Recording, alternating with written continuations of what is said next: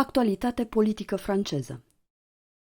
À 2 mois du premier tour de l'élection présidentielle, Jean-Luc Mélenchon est en train d'imposer l'idée qu'il est le seul vote utile à gauche. C'est quelque chose qu'il dit depuis longtemps, mais on sent que cette petite musique est en train de s'installer dans le débat. D'ailleurs, hier soir, on a entendu Ségolène Royal, l'ancienne candidate socialiste à la présidentielle, affirmer qu'il avait le programme le plus solide et que c'est derrière lui que les électeurs de gauche devaient se rassembler.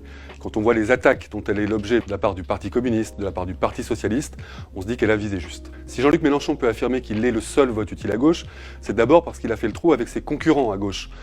Quand on pense au score de Yannick Jadot, de Christiane Taubira, d'Anne Hidalgo ou de Fabien Roussel, ils plafonnent tous sous les 5%, quand le candidat insoumis, lui, est autour de 11% aujourd'hui. Pour dire les choses concrètement, la question qui se pose pour chaque électeur de gauche, c'est est-ce qu'il veut continuer à être spectateur du premier tour de la présidentielle et voter simplement en fonction du candidat qu'il préfère, ou est-ce qu'il veut être acteur de ce premier tour et voter pour le candidat qui est en situation de peser. En l'état, Jean-Luc Mélenchon est un peu décroché du trio qui actuellement joue la place en finale face à Emmanuel Macron.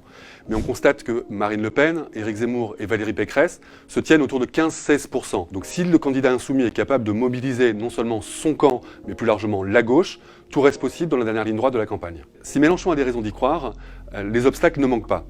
Tout d'abord, il faut que les 3 candidats qui actuellement le devancent pour la place en finale face à Emmanuel Macron restent dans un mouchoir. Il faut qu'ils restent autour de 15-16%. Si l'un des 3 venait à faire le trou et à se détacher, ce serait clairement plus compliqué pour le candidat insoumis de le rattraper. L'autre sujet pour Jean-Luc Mélenchon, c'est évidemment sa capacité à rassembler la gauche. On sait que sa personnalité, clivante, tempétueuse, a parfois été un problème, mais au-delà de ça, il y a notamment un certain nombre de sujets internationaux sur lesquels ses positions continuent à poser sujet au reste de la gauche. Le premier, c'est évidemment le Venezuela d'Hugo Chavez. On sait que depuis longtemps, c'est une marotte, voire une obsession de Jean-Luc Mélenchon qui en fait un modèle, mais on a pu remarquer que dans ses discours, dans ses prises de parole, ces derniers temps, il n'en parle plus. Deuxième sujet sont les questions européennes. Si Jean-Luc Mélenchon reste évidemment critique à l'égard de l'Union européenne telle qu'elle est, il ne propose plus aujourd'hui une forme de Frexit, ou en tout cas des solutions jusqu'au boutiste.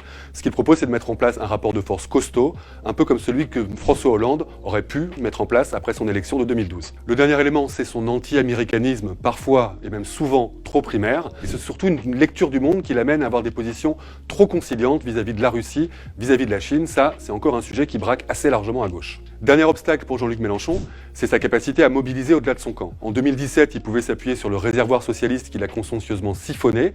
Cette fois-ci, l'enjeu, c'est de mobiliser les abstentionnistes. On se souvient qu'à l'époque, il avait atteint les 20%. Aujourd'hui, le seuil de qualification pour le deuxième tour sera plutôt autour de 15-16%. Tout paraît jouable. Au-delà de ces difficultés, il y a une évidence. Si Jean-Luc Mélenchon se retrouvait en situation d'affronter Emmanuel Macron au deuxième tour de l'élection présidentielle, le débat d'entre-deux tours serait quand même d'une autre tenue que ce qu'on a pu connaître entre Marine Le Pen et Emmanuel Macron il y a 5 ans. On aurait d'un côté celui qui aujourd'hui fait figure de leader de la droite républicaine, Emmanuel Macron, et de l'autre, Jean-Luc Mélenchon, qui s'est imposé au fil des années de façon assez incontestable comme l'homme fort à gauche. Ce serait une bonne nouvelle pour le débat démocratique, ce serait une bonne nouvelle pour le retour du clivage droite-gauche. On l'a compris, si le scénario de ce premier tour de l'élection présidentielle est loin d'être écrit, ce qui est sûr, c'est que Jean-Luc Mélenchon, au-delà des réserves qu'on peut avoir à son égard, offre à l'électeur de gauche la capacité d'être enfin acteur et non pas simple spectateur d'une élection absolument déprimante jusqu'à présent.